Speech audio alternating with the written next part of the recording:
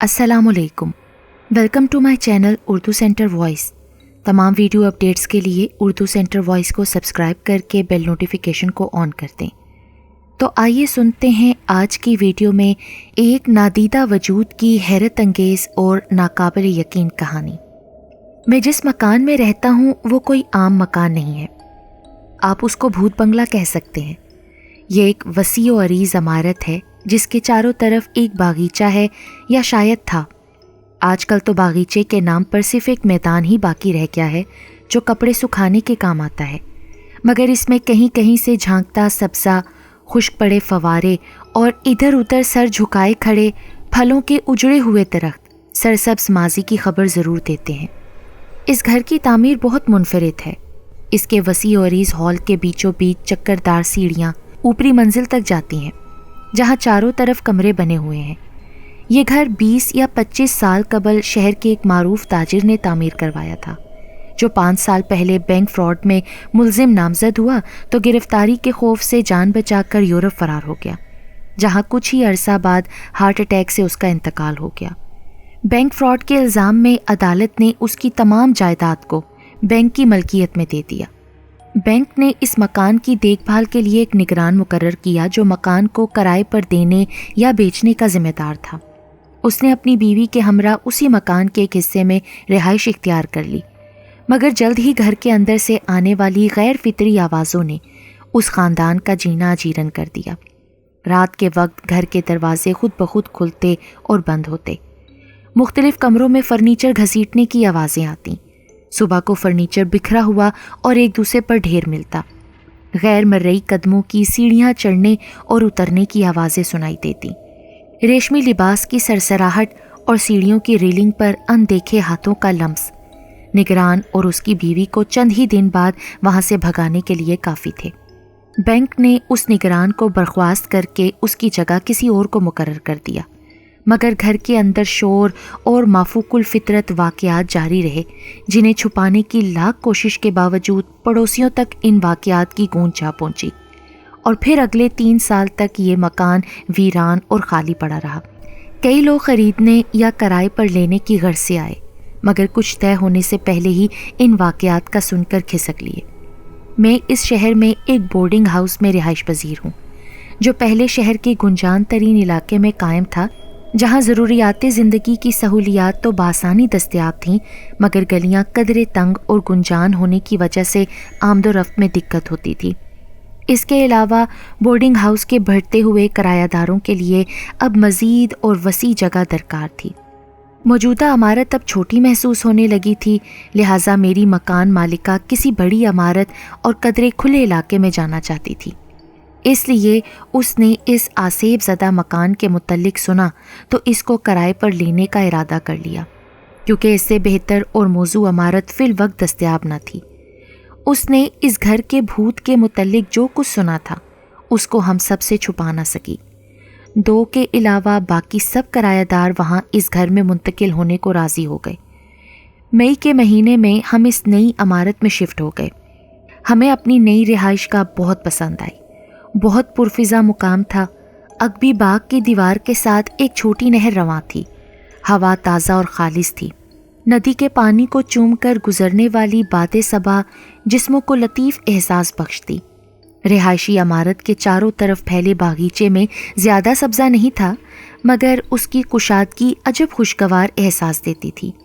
गर्मियों की शामों के धुंधलके में हम वहाँ कुर्सियाँ बिछाकर बैठ जाते, सिगरेट नोशी करते, चाय की चुस्कियाँ लेते और झाड़ियों में जुगनुओं के टिमटिमाने का सहर अंगेज़ मंजर देखते। जल्द ही हम उस घर से मानूस हो गए, मगर जैसा कि उस घर की शोहरत सुनी थी, हमारा किसी भूत से कोई टाकरा ना हुआ, अगरचे हम सब बड़ी बेसब्री से इस मुलाकात के मुंतज़िर थे। तकरीबन रात के खाने पर सबका दिलपसंद मौजू यही भूत होता। तकरीबन 1 माह यूं ही गुजर गया और हमारी तवक्का के बरक्स कोई भी ऐसा गैर मामूली वाक़या रोनुमा ना हुआ जो भूतों या जिन्नात की मौजूदगी की निशानदेही करता। हम सब मायूस हो गए थे, मगर फिर एक सुबह हमारा बावर्ची बौखलाया हुआ बताने लगा कि रात को जब वो अपने कमरे में गया और सोने के लिए कपड़े बदल रहा था तो कमरे की लाइट खुद ब खुद ऑन ऑफ होने लगी। وہ خاصا خوفزدہ نظر آ رہا تھا، مگر کسی نے بھی اس کو سنجیدگی سے نہ سنا اور اس کی بات مذاق میں اڑا دی، کیونکہ سب جانتے تھے کہ یہ باورچی بعض اوقات اس حالت میں بھی ہوتا ہے کہ نسوار منہ میں رکھنے کے بعد اس کو آسمان پر چاند بھی دو دو نظر آنے لگتے ہیں، اور اب شاید وہ اپنی اس کارکردگی میں ترقی کر گیا تھا۔ مجھے آج بھی یاد ہے 10 جولائی کی رات تھی۔ کھانا کھانے کے بعد میں اپنے دوست ڈاکٹر نعمان کے ہمراہ باغیچے میں بیٹھا گپ شپ لگا رہا تھا۔ ادھر ادھر کی گفتگو کرتے ہوئے ہم انسانی دماغ کی مختلف کیفیتوں اور حالت پر بحث کرنے لگے۔ ڈاکٹر نعمان ایک خیراتی ہسپتال میں ڈیوٹی دے رہے تھے اور اسی بورڈنگ ہاؤس کے ایک کمرے میں رہائش پذیر تھے۔ یہیں ہماری پہلی ملاقات ہوئی اور پھر ہم ایک دوسرے کے گہرے دوست بن گئے۔ مطالعاتی موضوعات مشترک ہونے کی وجہ سے ہمارے درمیان اکثر ایسی گفتگو ہوتی رہتی تھی جس سے ہم خاصے لطف اندوز ہوتے۔ آج کی بحث کا موضوع انسانی تخلیق اور پھر انسانی ذہن کو اس کا سچ ماننا تھا۔ جلد ہی یہ گفتگو مافوق الفطرت عناصر کی موجودگی کی طرف مڑ گئی، یعنی جنات کے وجود کی طرف، اور ہم اس کی سائنسی وجوہات کا کھوج لگانے لگے، مگر کوئی سرا ہاتھ آنے سے پہلے ہی ہم اس موضوع سے بھٹک کر مشرق مغرب، جنگل، ندی، جھرنے، شاعری، حسن اور نہ جانے کن کن علاقوں کی خاک چھاننے لگے۔ بات مزید آگے بڑھی تو شیکسپیئر سے ہوتی ہوئی وارث شاہ کی طرف چلی گئی۔ وقت گزرنے کا پتہ ہی نہ چلا، مگر اتنا ضرور ہوا کہ بحث کے موضوعات کی رنگا رنگی نے ذہن کو پرسکون کر دیا اور نیند خوابوں کی سیڑھیاں اتر کر دماغ کے دروازے پر دستک دینے لگی۔ اس سے پہلے کہ ہم سونے کے لیے کمرے میں جاتے، اچانک ڈاکٹر نے ایک عجیب اور غیر متعلقہ سوال کر کے میرے دماغ کو جھنجھنا دیا۔ تم ڈر اور خوف کو کس زاویے سے دیکھتے ہو؟ میری طرف دیکھتے ہوئے ڈاکٹر کے ہونٹوں پر عجیب سی مسکراہٹ تھی۔ اس سوال نے مجھے پریشان کر دیا، کیونکہ خوف اور ڈر تو ہر چیز میں ہی ہو سکتا ہے۔ اس کا مجھے ایک دفعہ تجربہ بھی ہو چکا تھا۔ میں اس وقت کالج میں BCom کا طالب علم تھا۔ گاؤں میں ہمارا گھر دریا کے کنارے تھا۔ کمرے کی ایک کھڑکی دریا کی طرف کھلتی تھی۔ میں اگرچہ شہر میں زیر تعلیم تھا، مگر ان دنوں فائنل امتحانات سے فارغ ہو کر اپنے گھر آیا ہوا تھا۔ برسات کا موسم تھا، دریا اپنے جوبن پر تھا۔ میں کمرے کی کھڑکی میں خالی ذہن کھڑا دریا کے پانی کے اوپر چمکتے چاند اور پانی میں جھلملاتے اس کے عکس کو دیکھے جا رہا تھا کہ اچانک میری نظر ایک عورت کی اکڑی ہوئی لاش پر پڑی جو دریا میں تیرتی ہوئی کنارے سے آ لگی تھی۔ اس کے بازو پھیلے ہوئے تھے اور چہرے پر خوف منجمد تھا، جیسے مرنے سے پہلے وہ بری طرح چیخی ہو۔ میں تو خوف سے سن ہو گیا اور کھڑکی میں کھڑا اسے دیکھتا رہا۔ پھر اس سے پہلے میں کچھ کرتا، پانی اسے دوبارہ بہا کر کہیں اور لے گیا۔ آج ڈاکٹر کے سوال نے میرے جسم میں اسی خوف کی ایک لہر پھر دوڑا دی تھی۔ میں نے کبھی اس پر غور نہیں کیا۔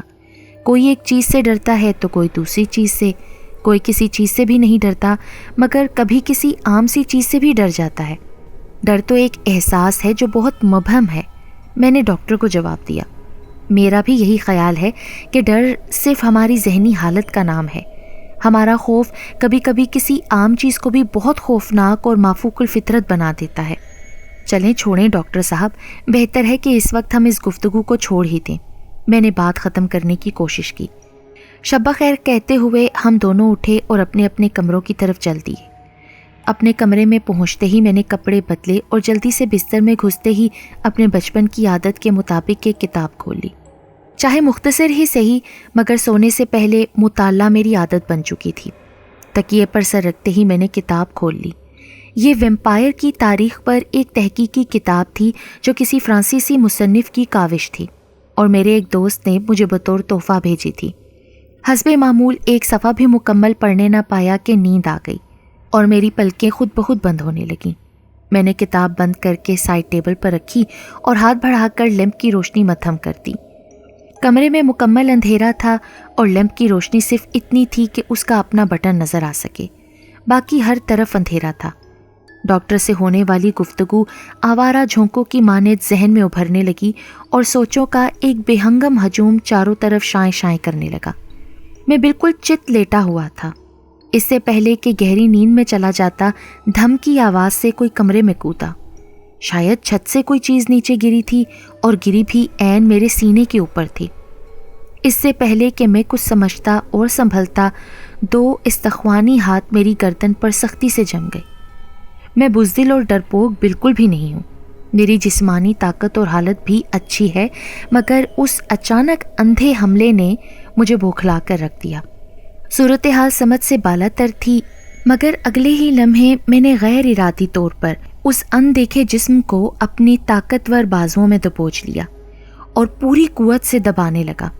اس کا نتیجہ یہ ہوا کہ وہ 2 استخوانی ہاتھ جو میری گردن میں پیوست تھے، ان کی گرفت کمزور پڑتی چلی گئی اور میرے لیے دوبارہ سانس لینا ممکن ہو گیا۔ مکمل اندھیرا ہونے کی وجہ سے میں ابھی تک اس حملہ آور کو دیکھ نہیں پا رہا تھا جس نے اچانک ہی مجھ پر حملہ کر دیا تھا۔ میری گرفت اس کے جسم کے گرد مضبوط ہوتی جا رہی تھی کہ اچانک مجھے احساس ہوا کہ وہ جو کوئی بھی تھا بالکل برہنہ تھا، بلکہ تھی۔ میں اس کے جسم کی نمایاں نسوانی ساخت واضح طور پر محسوس کر سکتا تھا۔ سنسنی کی ایک تیز لہر میرے پورے جسم میں سر سے لے کر پاؤں تک دوڑتی چلی گئی۔ یہ کون ہے؟ میرے ذہن میں ایک سوالیہ نشان فوراً ہی ابھرا۔ میری گرفت سے نکلنے کی کوشش میں اس نے اپنے تیز دانت میرے دائیں شانے میں چبھو دیے۔ درد کی تیز لہر نے مجھے سسکنے پر مجبور کر دیا۔ اپنے وار کو موثر دیکھ کر اس نے پے در پے میری گردن اور سینے پر بھی اپنے دانتوں سے بری طرح کاٹا، مگر آزاد ہونے کی کوشش میں کامیاب نہ ہو پائی۔ اس نے دوبارہ میری گردن پر ہاتھ جمانے کی کوشش کی، مگر ناکام رہی کیونکہ میں اپنی گرفت بڑھاتا چلا جا رہا تھا۔ اب یہ مقابلہ قوت، مہارت اور حوصلے کا تھا۔ کچھ لمحے کی گونگی جدوجہد کے بعد میں اپنے حریف کو بیڈ سے نیچے گرانے میں کامیاب ہو گیا۔ میں نے اپنا ایک گھٹنا اس کے سینے پر رکھ کر اس کو پوری طرح دبا لیا۔ اس لمحے میں اپنے آپ کو فاتح سمجھ رہا تھا۔ ایک لمحہ رک کر میں نے گہری سانس لی۔ رات کی تاریکی کے گہرے سکوت میں اس حملہ آور کی بے ترتیب اترتی چڑھتی سانسوں کی آواز میں صاف سن سکتا تھا، حتیٰ کہ اس کے دل کی دھڑکن بھی مجھے محسوس ہو رہی تھی۔ اب اگلا مرحلہ اس حملہ آور کو کسی چیز سے باندھنے کا تھا، مگر کس سے؟ اچانک مجھے یاد آیا کہ میرے تکیے کے نیچے ایک بڑا سا ریشمی رومال پڑا تھا جو میری عادت کے مطابق ہمیشہ میرے تکیے کے نیچے رہتا تھا۔ میں نے اپنے شکار کو گھٹنے سے دبا کر اپنا ایک ہاتھ آزاد کیا اور اسے بڑھا کر تکیے کے نیچے سے وہ رومال کھینچ کر نکالا اور چشمے زدن میں اس حملہ آور کے ہاتھ اس رومال سے باندھ دیے۔ اب میں اپنے آپ کو قدرے محفوظ تصور کر رہا تھا۔ اگلا کام لیمپ کو روشن کرنا تھا۔ میں حیران ہو رہا تھا کہ جس عورت یا لڑکی نے مجھ پر حملہ کیا ہے وہ کون ہے اور کیوں حملہ کیا ہے، اور وہ برہنہ کیوں ہے، کیوں مجھے مارنا چاہ رہی ہے۔ مگر یہ بات حوصلہ افزا تھی کہ میں نے بغیر کسی کی مدد کے تنہا اس پر قابو پا لیا تھا۔ حملہ آور کو اب اچھی طرح باندھنے کے بعد میں محتاط انداز میں پیچھے ہٹ گیا اور اندھیرے میں اندازے سے ہاتھ چلا کر لیمپ کا بٹن ٹٹولا، مگر اس دوران میں ایک ہاتھ سے حملہ آور کو دبوچے رہا۔ میں نے جیسے ہی بٹن دبایا سارا کمرہ روشنی میں نہا گیا۔ میں فوراً اپنے حملہ آور کی طرف مڑا۔ اس کی طرف دیکھتے ہی میرے ہوش اڑ گئے اور حواس جواب دینے لگے۔ دہشت میرے رگوں پہ میں سرایت کرنے لگی۔ اس وقت میں جس کیفیت سے گزر رہا تھا اپنے احساسات کو الفاظ میں سمونے سے قاصر ہوں۔ میں چیخنا چاہ رہا تھا مگر چیخ گلے میں گھٹ کر رہ گئی تھی۔ میرا ایک ہاتھ ایک گرم، متحرک اور زندہ جسم کو جکڑے ہوئے تھا اور دوسرا ہاتھ اس کے سانس لیتے گلے پر ٹکا تھا۔ وہ ایسے ہی گوشت پوش کی تھی جیسا میں خود ہوں۔ میں نے اپنے دباؤ سے اس کے جسم کو دبایا بھی ہوا تھا اور کمرے میں بھرپور روشنی بھی تھی، مگر اس کا جسم مجھے نظر نہیں آ رہا تھا۔ وہ بالکل غیر مرئی تھی جس کو صرف محسوس کیا جا سکتا تھا، دیکھا نہیں جا سکتا تھا۔ یہ ساری صورتحال میری سمجھ سے بالا تر تھی کہ میں اسے چھو سک رہا ہوں مگر دیکھ نہیں پا رہا۔ خوف نے مجھے لاشعوری طور پر چیخنے پر مجبور کر دیا۔ میری چیخ سن کر چند لمحوں میں میرا کمرہ آس پاس کے لوگوں سے بھر گیا۔ وہ غیر مرئی جسم میری گرفت میں بری طرح کسمسا رہا تھا، آزاد ہونے کی جدوجہد کر رہا تھا۔ اس کے ہاتھ تھے جن سے اس نے مجھے تھام رکھا تھا۔ اس کی جلد ملائم تھی اور اس کا جسم میرے ہی جسم کی طرح ٹھوس تھا، مگر وہ نظر نہیں آ رہا تھا۔ میں حیران تھا کہ پاگل ہو جاؤں یا بے ہوش، مگر خوش قسمتی سے میرے ذہن نے اس وقت پوری میری رہنمائی کی اور میں نے اپنی گرفت کو کمزور نہیں ہونے دیا۔ خوف کے اس لمحے میں میری گرفت اس قدر سخت تھی کہ وہ غیر مرئی وجود تکلیف کے مارے مچلنے لگا، مگر اب بھی اس کے منہ سے کوئی آواز نہیں نکل رہی تھی۔ عین اسی وقت ڈاکٹر نعمان کمرے میں داخل ہوا۔ لوگوں کا ہجوم اور میری دہشت زدہ شکل دیکھتے ہی وہ خوفزدہ ہو گیا اور چیخ کر پوچھنے لگا، کیا ہوا ہے تمہیں اور یہ کیسی چیخ تھی؟ ڈاکٹر، یہاں آؤ، یہ سب بہت خوفناک ہے۔ مجھ پر سوتے میں کسی نے حملہ کیا جسے میں نے دبوچ لیا ہے، مگر اس روشنی میں بھی میں اس کو دیکھ نہیں پا رہا۔ ڈاکٹر ایک دو قدم آگے بڑھا، اس کے چہرے پر الجھن تھی، وہ بھی شاید میری طرح سمجھ نہیں پا رہا تھا۔ وہاں کے کھڑے باقی لوگوں نے دبے دبے سے کہکہے لگائے، وہ لوگ بھی میری کیفیت کو سمجھنے کی بجائے اس سے محظوظ ہو رہے تھے، میری بات کا بالکل بھی یقین نہیں کر رہے تھے۔ کچھ لوگوں کا خیال تھا کہ میں نیند کی حالت میں ہوں۔ ان کی ہنسی نے مجھے اور غصہ دلا دیا۔ ڈاکٹر خدا کے لیے میری مدد کرو، میں اب اس وجود کو زیادہ دیر تک نہیں روک سکوں گا، یہ میرے ہاتھ سے نکل جائے گا، میری مدد کرو۔ اچھا رکو، میں آتا ہوں، ڈاکٹر نعمان بے ساختہ بولا۔ کیا تم نے کوئی خواب دیکھا ہے؟ ڈاکٹر، اگر تمہیں میری بات کا یقین نہیں تو آگے آؤ اور خود چھو کر دیکھ لو، چھوؤ اسے۔ ڈاکٹر کچھ بولے بغیر آگے بڑھا، اس جگہ کو چھوا جہاں میں نے ہاتھ سے اشارہ کیا تھا۔ چھوتے ہی وہ چیخ کر ایک جھٹکے سے پیچھے ہٹ گیا۔ اب ڈاکٹر کی بھی آنکھیں خوف سے پھیل گئیں۔ ڈاکٹر فوراً کمرے سے باہر لپکا، تھوڑی ہی دیر بعد رسی کا ایک لمبا ٹکڑا تلاش کر کے لے آیا، جس کو ہم نے مل کر اس غیر مرئی وجود کے گرد مضبوطی سے لپیٹ دیا جو اب بھی میرے بازوؤں میں آزاد ہونے کی خاطر پوری طرح مچل رہی تھی۔ اسے چھوڑو، اب یہ ہل نہیں سکتی۔ میں واقعی تھک چکا تھا، لہٰذا میں نے آہستگی سے اپنی گرفت ہلکی کر دی۔ ڈاکٹر اس رسی کا ایک سرا تھامے کھڑا رہا جس سے اس اندیکھے وجود کو باندھا گیا تھا۔